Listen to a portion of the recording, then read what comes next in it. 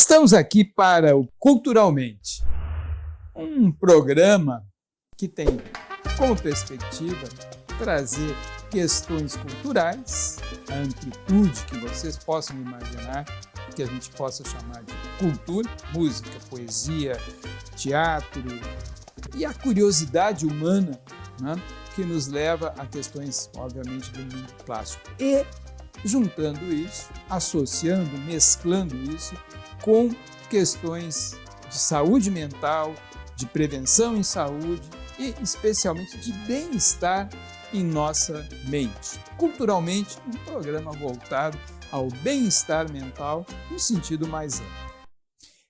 Nesse episódio, estamos aqui com Suzana Seade, amiga de muitas décadas, Suzana dedicada à terapia de família. A terapia de família onde há adição, onde há especificamente processos aditivos. Então, eu gostaria, Suzana, que tu nos desse uma ideia, te apresentando mais detalhadamente do que eu fiz aqui, meio levianamente, né? Como é que tu viesse parar nessa situação? Ou seja, quem é a Suzana Seade?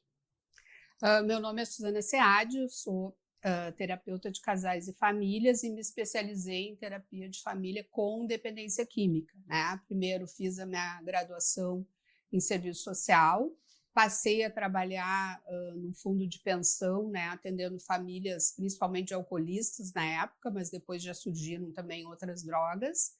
E logo fui fazer minha formação em terapia de casais e famílias, estava fazendo uma conta rápida aqui, acho que há 35 anos já que eu trabalho com casais e famílias, tempo voa. Tempo voa. Isso aí. Mas o que eu acho que deve deixar curiosos, a mim deixa curioso, mas Sim. Eu acho que pode deixar curiosos as pessoas que curiosos e curiosas, as pessoas que nos acompanham, é que na questão das adições, dependência química, dependências comportamentais, né, Suzana, há vários esforços, várias iniciativas, várias técnicas, tanto em prevenção quanto em tratamento. Então, eu gostaria de poder dividir contigo esse espaço, pensando no teu viés peculiar. Já nos anunciaste que tem experiência com terapia de casais e famílias e que deslocasse um pouco o foco, ou bastante o foco, para aquelas famílias que lidam com problemas com álcool, drogas, comportamentos aditivos em geral. Então, gostaria que, do teu jeito, que tu nos desse uma ideia, como é que é o dia a dia, como é que é enfocar esse assunto do teu ponto de vista, que eu já entendi, acho que todos entendemos, que diz respeito à abordagem de familiares daquelas pessoas que sofrem, padecem desses transtornos, os transtornos pelo uso de substância, repetindo, ou transtornos aditivos. Como é que eu vou dizer? Um desafio, sem dúvida, porque é um tema bastante sensível às famílias, né? A gente sabe também que tem um período grande que a maioria das famílias enfrentam, que é de uma cegueira, né? Onde a família demora um tempo para perceber que existe um problema. Ou, por outro lado, um membro, por exemplo, a mãe ou o pai, enfim, percebem um problema, mas os demais ou o seu cônjuge não acha que seja tão grave assim, né? Então, frequentemente é atribuído, não, isso é uma fase, tem a ver com a turma que ele anda ou que ela anda, mas vai passar, né? Então, é difícil a família encarar que naquela família isso está acontecendo. Então, existe um pouquinho um delay aí, vamos dizer assim, né? Tem um retardo até que as pessoas consigam se dar conta que dentro da sua família tem alguém atrapalhado com álcool, drogas e outros comportamentos complicados, né, relativos ao uso de substâncias e outros comportamentos aditivos. Mas dando um pouquinho mais de digamos assim, de ilustração, né, dessa tua experiência, então, assim, as famílias custam um tempo. E aí? Bom, em geral, né, as famílias chegam através de um outro profissional que indicou a terapia de família, né? Atendo famílias que me procuram espontaneamente, mas ainda na minha prática clínica isso é raro. Geralmente é um psiquiatra, um psicólogo, terapeuta de um membro daquela família que indicou. Então, no início, a gente precisa trabalhar a demanda, que não é necessariamente dessa família, daquele profissional que derivou o encaminhamento. Então, essa é uma primeira etapa importante, obviamente, construir um vínculo com esta família, né, para que a gente possa, de maneira respeitosa e colaborativa, trabalhar com esta família. Por quê? Porque, em geral, também tem atribuições de culpas, os pais muitas vezes se sentem culpados, né, e a gente precisa ir trabalhando, em primeiro lugar, a questão assim, de como que isso se deu na família. Uma das perguntas que eu sempre me faço quando recebo um casal, uma família, é por que agora, né? E então é importante examinar que etapa do ciclo vital aquela família está, né? Neste momento. É o último filho em casa, enfim, o que estava acontecendo no início do processo de dependência, que, como eu falei anteriormente, né, tem um delay. Então, muitas vezes a gente volta no histórico e o que aconteceu naquele momento em que aquele jovem iniciou o uso de drogas, por exemplo, né? Então, isso nos traz já muitas respostas. É importante a gente ter esse localizador de voo, como eu digo, né? Então, uma das perguntas é essa. A outra que é um desafio também, acho que para todo profissional que trabalha com a dependência química, com famílias, é entender que, apesar de eu estar numa sessão de terapia de família, muitas vezes as pessoas ali estão em etapas diferentes em relação ao problema. Então, tem algumas pessoas... Tem gente que já se deu conta e tem gente que ainda está naquela coisa que tu chama de delay, está ainda levando um tempo para se dar conta. Exato. Então, tem alguém que enxerga que é um problema, que é grave, que é sério, que temos que fazer determinadas combinações, e existe uma outra pessoa na família, ou mais de uma, que entendem que não é tão grave, que fulano está exagerando, não é tanto assim, e que muitas vezes acaba, durante o processo terapêutico, sendo um facilitador para a recaída, né? Tendo atitudes que vão facilitar a recaída. E é muito importante a gente ter a clareza, enquanto profissional, que isso não é por mal, obviamente. Um pai não vai fazer isso desejando o mal do filho, é porque na fantasia dele, inclusive, se ele der um determinado presente, ele vai estimular o filho a estudar ou a ficar longe das drogas, né? Ele tem uma ideia ingênua, muitas vezes, de que determinada atitude vai ajudar, quando, na verdade, é um tiro no pé, né? E, Suzana, uma coisa que, pensando, atalhando um pouco o caminho, né? Ok, então as famílias não se dão conta, tem um familiar adoecido, talvez um ou outro dos membros da família já se tenha dado conta, mas pensando em termos preventivos, né? Já estamos falando aqui bem à vontade, né? O que dá para fazer, será, para que as famílias se deem conta mais cedo de que há, sim, alguém dentro da família, do tecido familiar, da estrutura familiar, que está transitando por coisas de muito risco, como são o álcool, as drogas e comportamentos outros aditivos, como hoje, apostas, né? Como é que a gente faz? Como é que a gente pode, do teu ponto de vista, especificamente terapeuta de família, para as famílias saberem antes?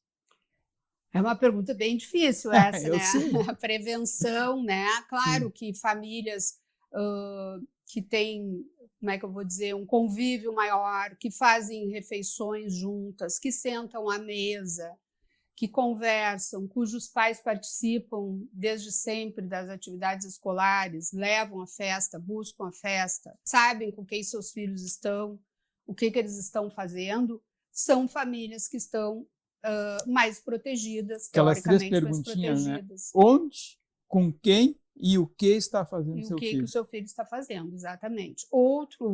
Outra situação que a gente sabe também é a questão da glamorização do álcool, né? Então, muitas vezes a gente tem um pai que é abusador do álcool, a mãe é abusadora do álcool, e, obviamente, esses pais, né, não estarão tão atentos ao uso que os seus filhos estão fazendo, ou uma iniciação muito precoce no álcool, né? Tudo isso vai se somando a outros fatores de risco que podem gerar um problema bem grave mais adiante. E também quero fazer só um adendo, né? Que quando eu falo de famílias, eu estou falando de todas as configurações familiares. Bem né? lembrado. Não é só pai, mãe e filhos. Casais homoafetivos, uma avó que eventualmente está com a guarda do seu neto, então daí ela não vai ter o papel de vó, ela vai precisar exercer o papel de uma figura parental, e isso é outro grande problema, né? Quando esses papéis ficam assim misturados, né? Porque eu sempre falo, vô e vó foram feitos para deseducar os seus netos, né? Essa é a função. Eu sempre lembro de uma tirinha daquelas do Veríssimo, né? Que tá o pai, né? O avô, aliás, lendo o jornal, e o neto, né? E o pai dele ali. E aí o pai diz para o filho assim: se tu não te comportar bem, então o Papai Noel não vai te trazer presente, né? E o avô com o jornal bem feito, pode deixar que o vovô te dá, né? Então é isso aí, vô e vó, na casa do vô e da vó pode tudo, enfim. O problema é que tem avós que ficam, cujos netos passam o dia inteiro na casa dos avós. Por contingência, às vezes. Exato, os pais precisam trabalhar, enfim, aí já não é o caso, né? Isso complica, ou desautorizam os pais, enfim. Mas voltando, então, todas as configurações familiares, né? As figuras parentais não necessariamente tenham uma consanguinidade, inclusive, né? São as famílias que a família, digamos, o que define uma família é o afeto, né? A convivência ali. Então, é bom eu deixar bem claro isso, né? Quando a gente está falando de família. Pensando assim, a ideia de prevenção. Sim, então, famílias que têm uma convivência sistemática, com valores, talvez a gente possa chamar de triviais, ocidentais, acho que orientais também, de se agregar, por exemplo, em torno daquele ritmo que são as refeições, quando isso é viável, especialmente no meio urbano, são famílias que têm uma chance um pouco menor de se envolver, de se surpreender porque tinha alguém atrapalhado com algum comportamento desse tipo. Isso, as famílias que são presentes na vida dos seus filhos, né? Hoje, infelizmente, eu vejo né, na minha prática, no consultório, muitas famílias, pois é, mas é que cada um chega no horário, então cada um faz o seu lanche, porque um não come a mesma coisa que o outro, tem 1000 justificativas, e sabemos que hoje é mais difícil, né, que as famílias, digamos assim, façam todas as refeições juntas. Mas, no mínimo, uma refeição ao dia. E isso hoje, com a história do celular, então, hoje, outro tema muito presente na terapia de família. A telinha. A tela, o celular à mesa ali, né, durante aqueles que ainda fazem as refeições, e ainda tem a luta com relação à atenção, porque temos as telas. Então, podemos dizer que é um marcador. Assim.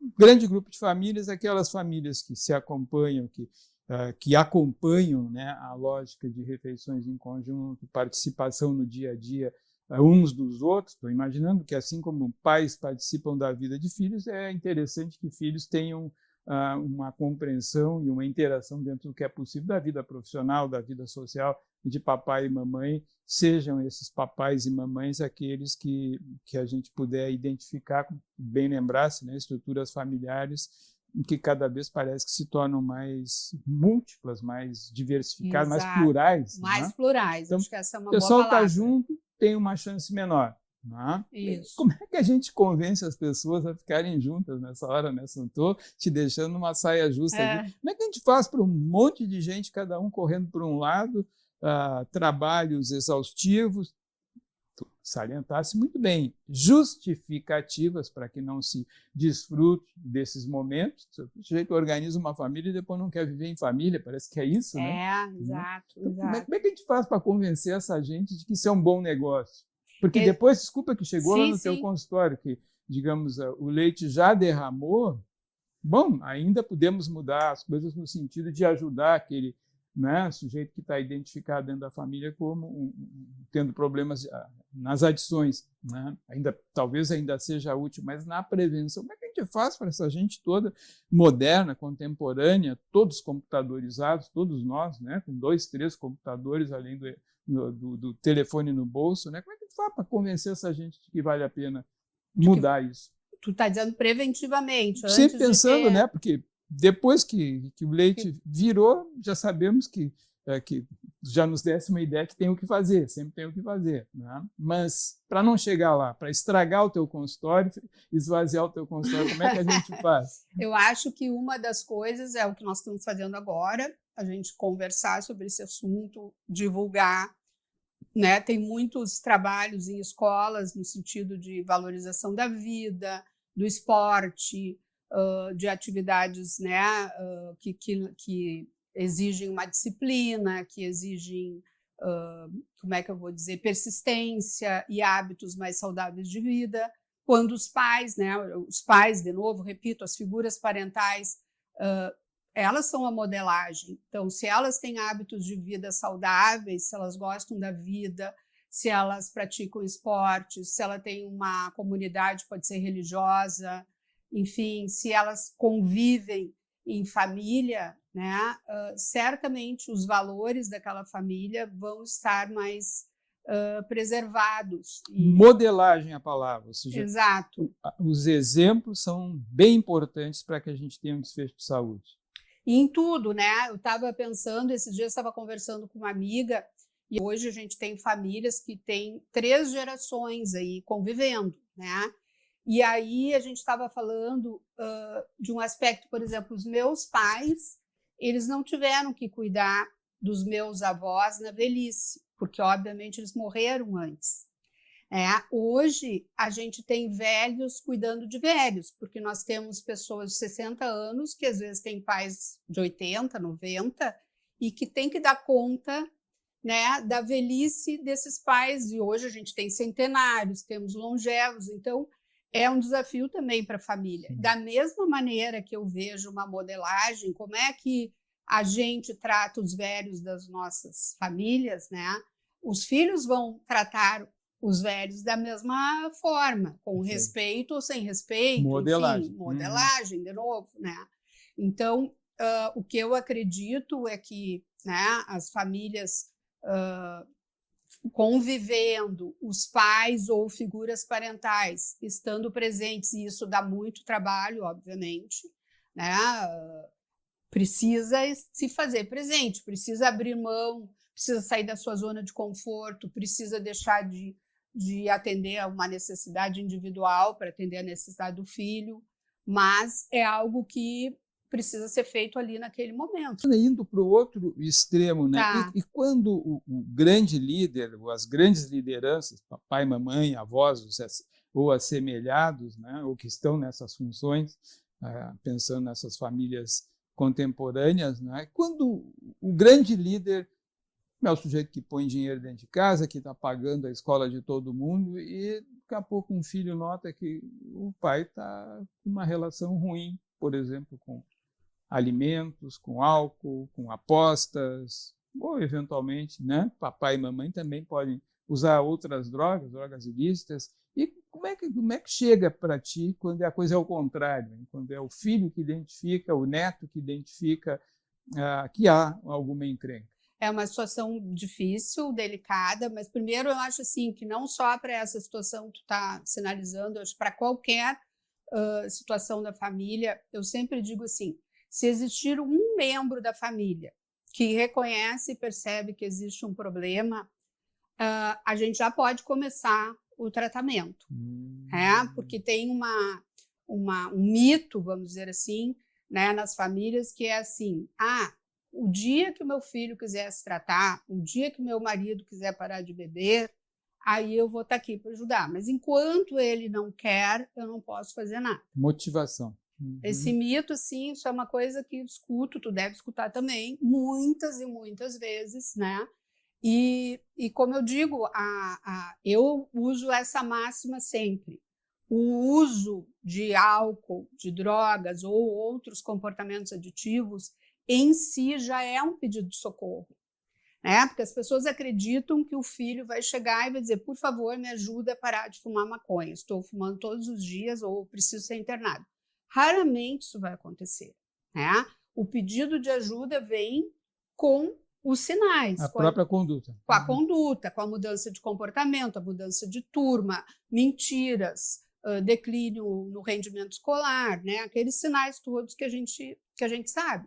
Então, é um trabalho artesanal. Nós precisamos trabalhar primeiro com aquelas pessoas que estão percebendo que tem um problema, estão ali ávidas, pedindo ajuda, querendo ajuda, e é com elas que a gente vai começar a tecer isso. No caso que tu citaste, quando é um dos pais, por exemplo, é uma situação mais delicada, porque às vezes tem uma, né, como é que eu vou dizer, uma incongruência hierárquica, digamos assim, né? Acaba que o filho fica com mais poder do que o pai, o filho está cuidando do pai, e a gente está falando não necessariamente de um filho adulto, pode ser de um filho pequeno. Esses dias, numa sessão de família, uma filha agora adulta relatou uma cena que ela vivia na infância, em que a mãe dizia: vai lá que o teu pai está fumando na sacada, vai lá pedir para ele parar de fumar. E ela relatou isso com muita dor, assim, porque ela não conseguiu fazer o pai parar de fumar. Então, parecia que ela era uma má filha, que não tinha dado conta daquela tarefa, né?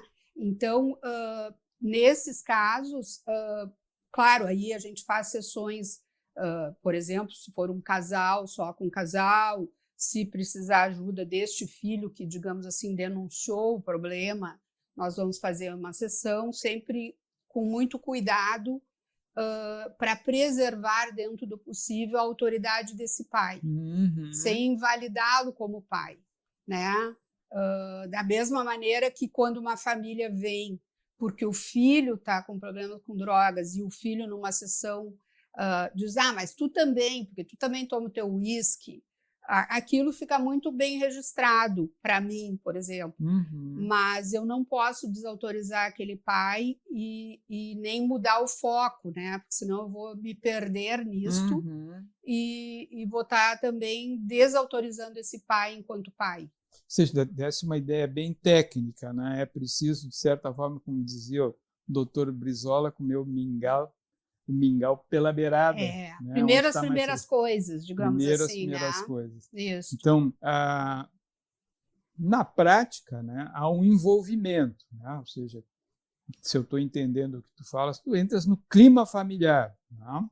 Identificando forças, identificando parcerias e fazendo com que esse artesanato acabe rendendo mais saúde para a família. Mas, se eu estou entendendo, é algo que exige muita disposição emocional, amorosa, afetiva, para entrar dentro de uma família com todas as suas contradições, complexidades.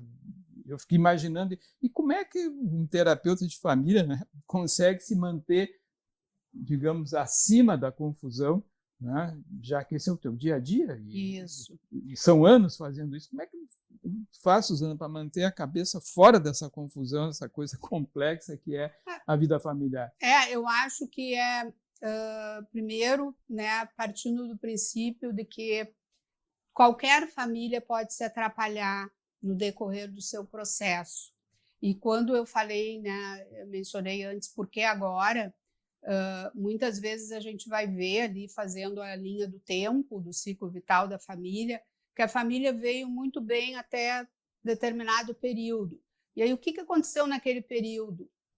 Por exemplo, uma crise previsível, que é o início da adolescência de um filho, ou do primeiro filho, não importa, que é uma crise previsível do ciclo vital, coincide com uma crise imprevisível. O pai ficou desempregado e o padrão da família teve uma queda brusca, né? Por exemplo, com um avô que adoeceu e veio morar com a família, com a pandemia, com as enchentes que a gente viveu aqui, né?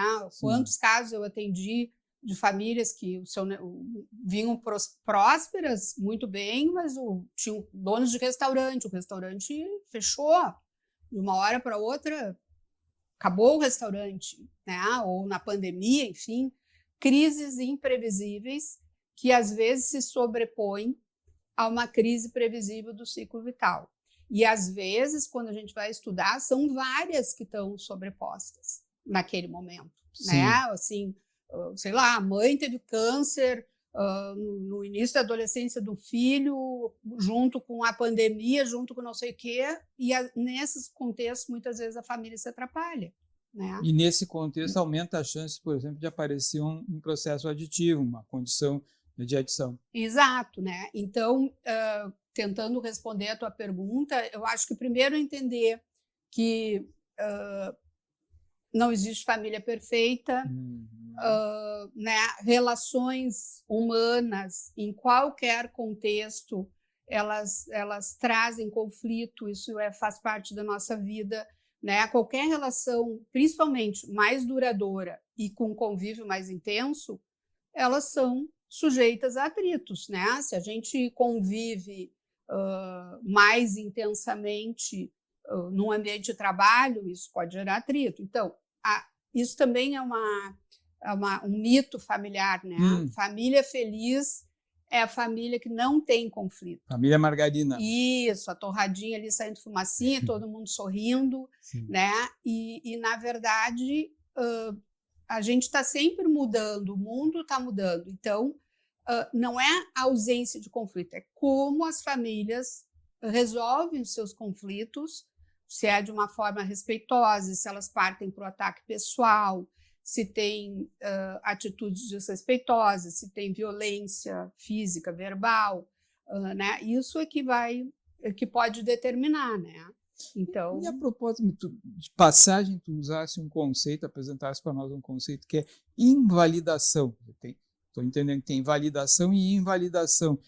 Qual é a importância desse conceito na atenção a famílias com adições? Eu acho importantíssimo, né? Porque nas famílias validantes, vamos dizer assim, né?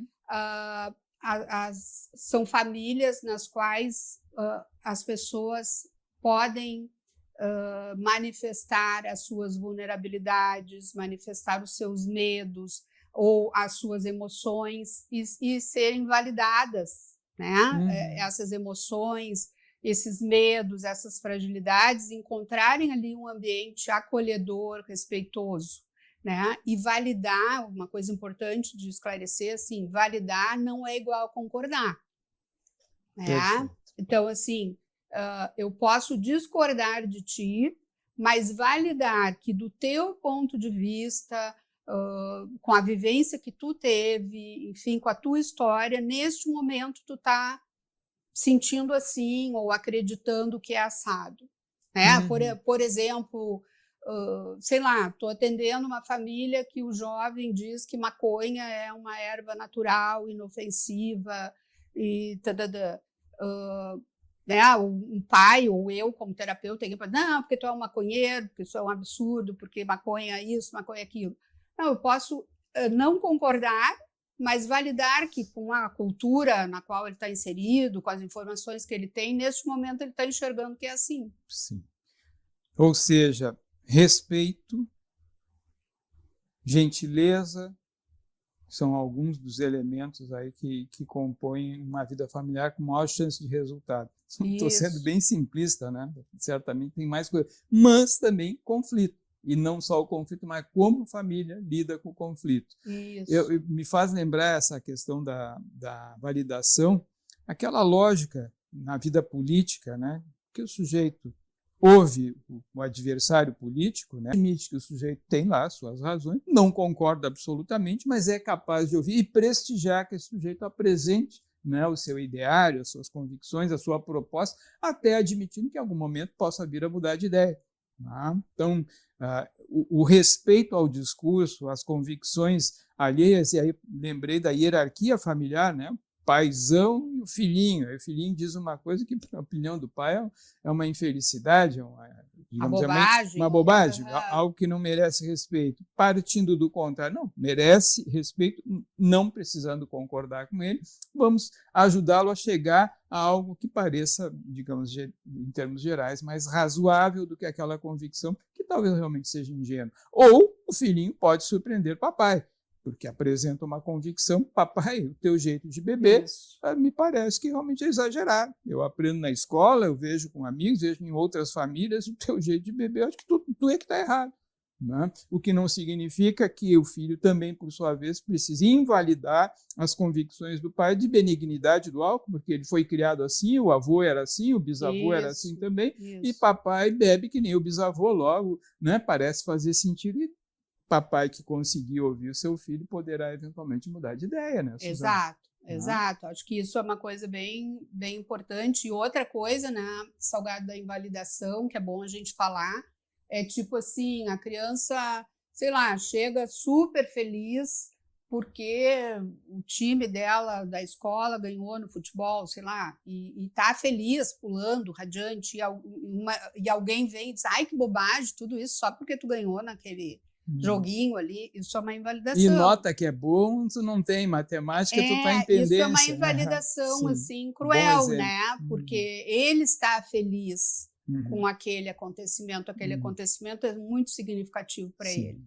Né? Então, ouvir, acolher, aceitar que é diferente e, eventualmente, ajudar o indivíduo até a mudar de ideia, ou a própria pessoa se dá conta, olha, esse guri tem futuro no esporte, talvez não tenha muito futuro na matemática, mas tem futuro no esporte. Talvez seja, né? Essa questão de realmente validar. Mas, nesse trânsito, então, né, voltando um pouquinho lá para a tua apresentação, né, como é que tu chegasse assim, tu lá adolescente, fosse, né, fazer uma escolha profissional, como é que tu fosse da graduação até essa especialização tão avançada, né, tão específica, né, onde tu acabasse ou vens atuando? Como é que se dá para a gente pensar que quem está nos assistindo possa usar como um modelo, né, de conduzir a vida, desde a vida acadêmica até o ambiente, o contexto profissional? Como é que se deu, se é que tu consegue dar uma linha, né? Pensando um pouco de linha de vida, daqui a pouco tu é terapeuta de família, isso não se fez no estralar de dedos. Eu fiz a minha graduação em serviço social, né? Então, já desde a minha formação, do meu estágio na graduação, eu já trabalhava com famílias e já era muito apaixonada por esse tema. E aí, num aniversário meu, a minha madrinha, que também é assistente social, Janeci Lopes, que agora está aposentada, tinha feito a formação em terapia de casais e famílias na Argentina, porque não tinha aqui. Né? Durante muito tempo, não tínhamos nada aqui. E foi criado o Centro de Estudos da Família e do Indivíduo. Ela foi uma das pioneiras, uma das primeiras diretoras, e ela me chamou, ela me disse, olha, tem um curso que eu acho que tu vai adorar, tu tem que fazer, e eu fui. Muito bem, quer dizer, na linha da validação, ela reconheceu o teu interesse, havia uma coincidência de interesse num ambiente familiar, então dentro da família surgiu essa oportunidade. E do ponto de vista pessoal, o que eu posso dizer é que eu acho que eu fui uma filha parental, não tenho certeza. E por dramas familiares vividos na minha infância, eu fui uma filha muito, como é que eu vou dizer, atenta à minha família. Né? E o filho parental é um filho que, digamos assim, cuida dos pais, desde muito pequeno. Parentalizado, que assume função parental. Isso, né? Eu era demandada, eu era buscada, e, claro, paguei um preço por isso, sem dúvida nenhuma, mas acho que isso que me trouxe esse e, aliás, olhar. Essa pode ser uma temática que, agora até falando mais amplamente, perguntando, acho que já estou afirmando, né, Suzana? Pode ser uma temática que traz alguém a um terapeuta de família dar-se conta de que está numa função que não é sua e querer corrigir isso. Sem dúvida. E isso, claro, eu sou suspeita, porque sou apaixonada por esse trabalho que eu faço, por trabalho com famílias, e o que eu vejo é o quanto a terapia de família, mesmo nos casos, que tu falaste assim, como é que dá para fazer prevenção para que as famílias não cheguem, né, neste ponto, para acabar com o meu consultório, como tu disseste, né? Mas mesmo nas famílias que já chegaram com um filho, sei lá, gravemente comprometido com drogas, por exemplo, eu vejo que a terapia de família tem um cunho preventivo para as outras gerações e que muitas vezes, através desta demanda, filho dependente químico, um outro filho ali que está parentalizado, que está no meio daquele... Eu me lembro de um caso, só para citar assim, um exemplo, né? Era uma família, se não me engano, é na época da UDQ, né? O que era o UDQ aqui, para quem não, a não unidade conhece a nossa de história? dependência química do Hospital Mãe de Deus. Então, era um alcoolista, daqueles que a gente chama de clássicos, assim, né? Um chefe de família, do interior do Rio Grande do Sul, agropecuarista, enfim, uma família de classe média alta, e alcoolista. Tá? E aí fui chamada para atender a família, e com parte dos filhos que participavam da terapia de família. E no processo, para mim, ficou evidente que tinha uma filha que estava no meio daquele casamento, né? Que a mãe ameaçava a todo momento que ela ia se separar do marido, e aquela filha estava completamente enganchada naquele casamento. E com a terapia de família, ela se liberou e casou, teve filhos, foi tocar a vida dela. Porque durante o processo, né, pôde ficar claro para ela que aquela ameaça era uma ameaça, como é que eu vou dizer, que não tinha nenhum fundamento para se cumprir, era apenas uma ameaça. Não era um clima aviso, entre papai e mamãe que não tinha nada a ver com ele. Era um arranjo do casal que se perpetuou durante anos e que continua até hoje, certamente, né? Então, por isso que eu acho que o trabalho com a terapia de família, mesmo nos casos que já chegam mais graves, ele tem um cunho preventivo. Pensando nas outras gerações. Nas outras gerações também. Muito bacana. Bom, Suzana, eu acho que nós demos um bom painel aqui para quem está nos assistindo. Sim. Então, podemos afirmar, né? Um assistente social pode ser uma terapeuta de família, caso assim lhe ocorra, né? A vida traz essa casualidades, mas também, né? Em espírito, podemos assim inspirar jovens que estão aí por escolher opções profissionais. Trata-se de uma área bastante demandada, né? Como tu lembraste, muitos profissionais te trazem seus pacientes para tu examinar, as suas famílias na condição de pacientes para que sejam examinados e ajudados.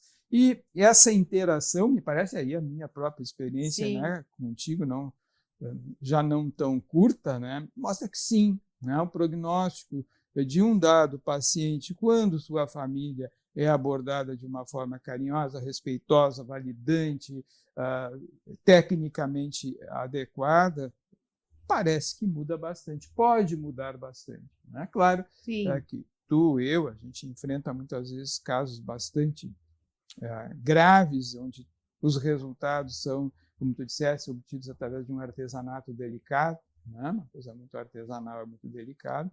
Mas sim, então assim, a interação entre uma terapeuta de família e um psiquiatra, ou um grupo de psiquiatras, lembrasse da UDQ, né? E um grande grupo de pacientes e suas famílias pode ser proveitosa, não só para o indivíduo que está ali naquele momento sofrendo, mas até com a vontade ou a ambição maior de ajudar que a prevenção ocorra em gerações que vão se seguindo aquele indivíduo índex, aquele indivíduo que foi identificado como adoecido.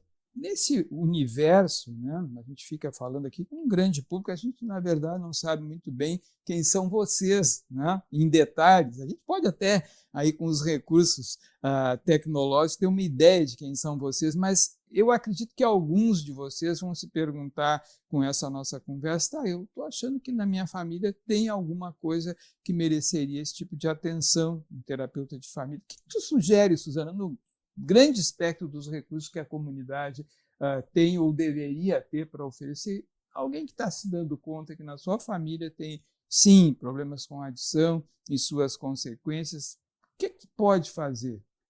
Procurar a ajuda de um profissional o mais rápido possível, porque muitas vezes eu escuto, né, a gente escuta assim, não, com o tempo vai melhorar, isso é uma fase só da adolescência, é devido às más companhias, ou se for um adulto mais velho, alcoolista, não, isso aí é porque ele está com muito estresse no trabalho, né? E hoje é bom salientar, né? A gente tem aí outras adições, como os jogos de apostas, as bets. As apostas esportivas. Né? E que a gente sabe que afetam mais os homens, aos meninos e homens, né? Tanto as apostas quanto a pornografia. E já as redes sociais, né? Afetam mais as meninas, com relação desde a questão da autoimagem, padrões de beleza, e aí a gente tem várias situações, né? O uso excessivo das telas, como num caso que eu atendi há pouco, que o pai descobriu que a filha de 12 anos tinha 3 perfis no Instagram. Né? Enfim, então porque esse conhecimento tecnológico eles têm, né? Dá um banho, enfim. Então, procurar ajuda, né? Aquela que for viável, né? Pode ser num CAPS, pode ser num posto de saúde, pode ser através do serviço social, enfim, mas procure ajuda, procure informação. Eu sempre coloco, né? A pior coisa que a gente pode fazer num caso de dependência química é não fazer nada. Algo tem que ser feito. Então, está valendo essa lógica para a saúde mental como um todo, né? Sempre procurar ajuda e provocar, né, o ambiente público, quando é o caso, né, para as pessoas que não têm acesso ao atendimento privado, incomodar lá na sua área, na área de saúde mental, para conseguir, sim, esse atendimento. E detectando que isso é dentro da família, é importante, né, pessoal, que a família esteja junto nessa parada, né, que seja uma proposta de mudança familiar. Então, Suzana, agradeço muito, né, a tua disposição de estar aqui conosco, né, e espero que a gente tenha colaborado no sentido de trazer um pouco mais da tua arte, né, a arte Sim. da terapia de família, para o nosso programa, para o nosso público, né, pensando que, de fato, informação e saúde é uma combinação interessante. Sem dúvida. E finalizando, né, eu sempre digo isso para as famílias, mais olhos vem melhor. Né? Então, na terapia de família, é isso que acontece. Né? A riqueza da terapia de família é o olhar de cada um, né? Porque posso estar com um familhão e para cada filho, aquele pai é um pai diferente. Então, isso é muito rico, e inclusive também, às vezes, quando a gente está meio que emperrado ali no processo, que muitas vezes alguma coisa não está andando, né? Uma das coisas é ampliar o sistema terapêutico. Às vezes a gente precisa chamar uma avó, a namorada, um melhor amigo, enfim, né? A família afetiva ou alguém da família extensa. Então, a terapia de família é muito rica, né? Acho que, enfim, ainda tem muito que caminhar, mas é uma abordagem, sem dúvida, muito interessante e que ajuda muito as famílias. Ok. Casais e famílias. Então, culturalmente, né, vai encerrando esse episódio e repetindo, agradecendo a nossa amizade. Isso aí, que faz com que a Suzana... Nem dá para dizer quantos anos. Suzana, suporte aqui o meu questionamento, ficar, né, te provocando, mas acho que cumprimos esse nosso episódio aqui com um resultado bem interessante. Terapia de família certamente pode ajudar um monte de gente. Vamos abrir a nossa cabeça que cabe mais esse espaço. Obrigado a todos. Obrigado, Suzana.